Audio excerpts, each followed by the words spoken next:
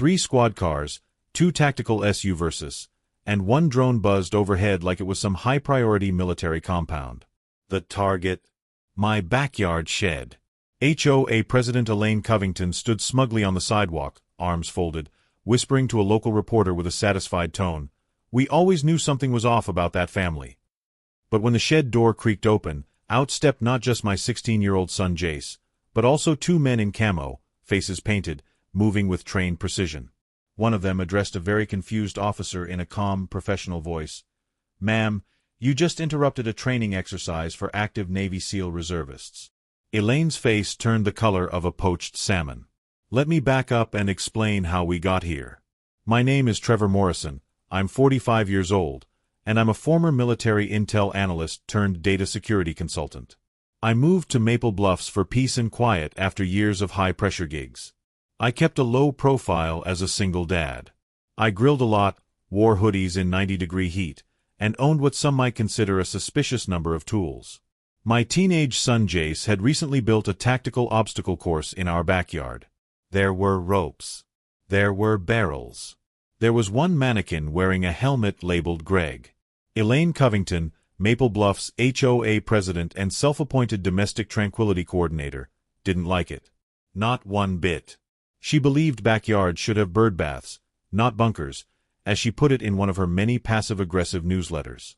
Elaine started her campaign against us subtly at first. She issued a citation for unauthorized rope structures resembling military apparatus. The sandbag station we'd set up for fitness training was deemed visually combative in her formal complaint. She even circulated a newsletter article titled, "Are Militia Movements Hiding in Our Suburbs?" with a stock photo that looked suspiciously similar to our backyard setup. I tried to ignore it, figuring she'd eventually find someone else to harass. But Elaine was nothing if not persistent. She started parking outside our house with binoculars, writing down times whenever Jace did his morning sprints. She took photos of every delivery truck that stopped at our house, convinced we were stockpiling something sinister. The situation escalated when she started approaching our neighbors, asking them if they'd noticed any suspicious activities or heard any strange noises from our property. Most of them just shrugged and said we seemed nice enough, but Elaine wasn't satisfied with that answer. She began hosting emergency HOA meetings about neighborhood security, where she'd present blurry photos of Jace doing pull-ups as evidence of paramilitary training. Then came the tipping point that would change everything. Jace was wearing his tactical vest, which was actually just paintball gear he'd gotten for his birthday, when he accidentally dropped a duffel bag in the cul-de-sac. It made a thump when it hit the ground, nothing dramatic, just the sound of sports equipment hitting pavement. But Elaine saw her opportunity. She immediately called 911 and reported a suspicious object possibly containing weaponry.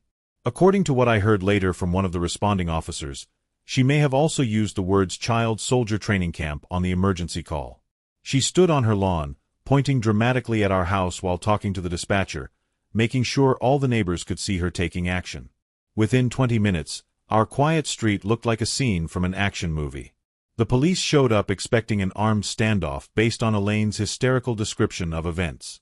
Instead, they found Jace casually eating cereal at the kitchen table while 2 visiting Navy SEAL reservists, friends of mine from my military days, finished setting up a surprise PT course for local ROTC teens.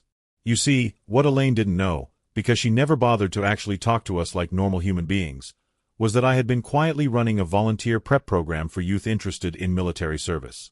It was fully legal, coordinated with the local high school, and even properly insured. The SEALs had driven up from the base to help with a special training weekend we'd been planning for months. When the police sergeant confirmed this with a few phone calls, Elaine's voice reached a pitch that probably disturbed dogs 3 blocks away. She screeched, "But they have camo paint. That's war decor." One officer sighed audibly and rubbed his temples. Another muttered something under his breath that sounded suspiciously like, "It's the fake HOA again." Apparently, this wasn't their first encounter with Elaine's particular brand of neighborhood vigilance. The sergeant turned to Elaine with barely concealed frustration and explained that having military friends, wearing tactical gear, and training for legitimate programs wasn't illegal. The body cam footage from that encounter went viral within 48 hours. Someone, and I'm not saying it was one of the officers, but I'm not saying it wasn't, leaked the video online. Elaine's meltdown, including her demand that all barrels be declared terrorist objects and her insistence that push-ups in groups larger than 3 constituted gang activity, became an internet meme overnight.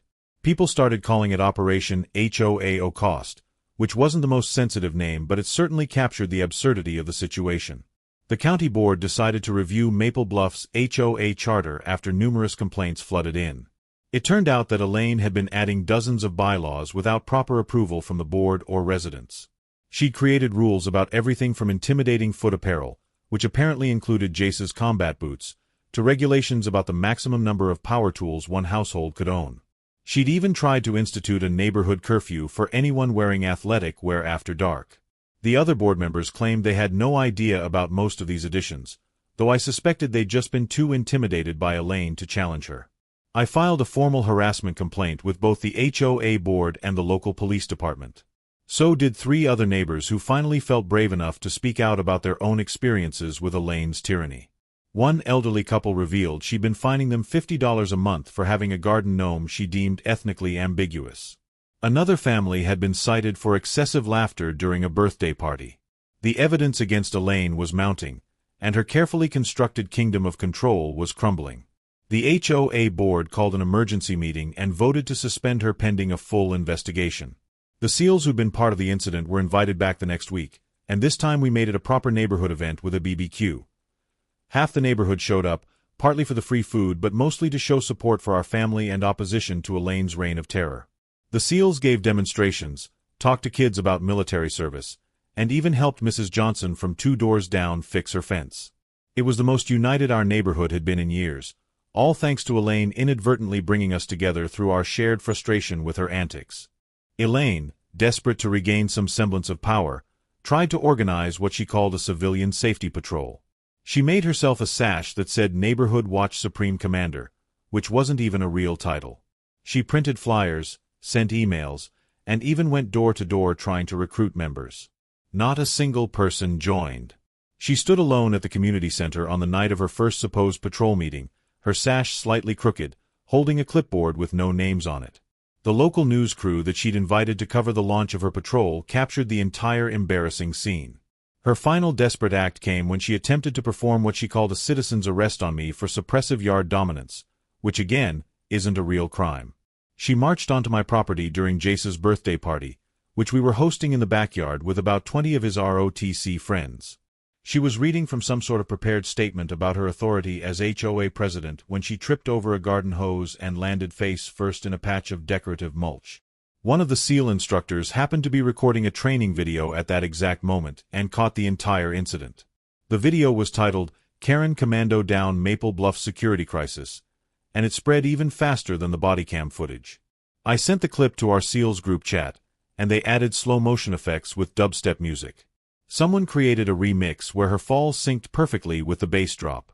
T-shirts appeared within a week featuring a freeze frame of her mulch-covered face with the caption, "Threat Neutralized." Even the local news picked it up, running it as a lighter segment at the end of their evening broadcast. The HOA board called a final emergency meeting where they not only voted Elaine out but also passed a resolution banning her from using walkie-talkies or any communication device to coordinate neighborhood activities ever again. She was hit with a harassment restraining order that required her to stay 100 feet away from my property.